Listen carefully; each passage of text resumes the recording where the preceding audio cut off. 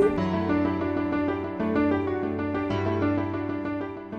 Henri Debrosse, donc dirigeant chez L'Oréal, un exemple de négociation qui a très mal démarré. Alors, c'était quoi cette négociation? Alors en fait, il s'agissait d'une négociation avec un distributeur qui avait invité des représentants de pays différents de façon à avoir une commission. Je suis arrivé dans cette commission donc seul, face à une dizaine de personnes qui ont tous pris la parole à tour de rôle pour m'expliquer que les accords que nous avions étaient absolument scandaleux, lamentables. Et donc au fur et à mesure que chaque interlocuteur prenait la parole, le ton montait. Et donc je suis resté très calme, toujours souriant, en disant bah, écoutez, vous avez exprimé un certain nombre d'idées, ce que je vous propose, c'est de bâtir ensemble l'accord de l'année prochaine. J'avais remarqué et pensé un tout petit peu avant à ma négociation en disant mais si ces gens arrivent de pays différents, ils ne se sont sans doute pas concertés sur ce qu'ils veulent. Et du coup, le fait de leur demander de bâtir l'accord, etc., à chaque fois de demander aux personnes de valider ce qui était fait, a inversé les rôles. Et là encore, c'est eux finalement qui ont bâti l'accord.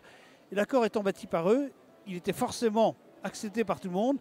Et finalement, l'histoire du montant et les contreparties ont été finalement très favorables. Alors que si j'avais dû négocier seul à seul avec une personne, ça aurait sans doute été beaucoup plus compliqué.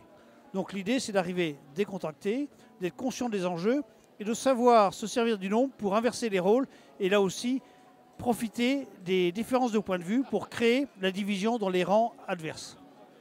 Alors, il y a quelque chose qui me frappe dans ce que tu dis, c'est j'ai l'impression que tu es très détendu et que donc tu utilises aussi quelque chose qui est finalement de se dire c'est pas moi qui ai un problème, c'est vous qui avez un problème et je vais vous aider à le résoudre. Est-ce que c'est pas un peu ça finalement? En fait, les négociations se font en général dans des climats tendus, les négociations commerciales. Et le but du jeu, c'est d'arriver à casser cette tension. Sinon, elle pollue toute la négociation.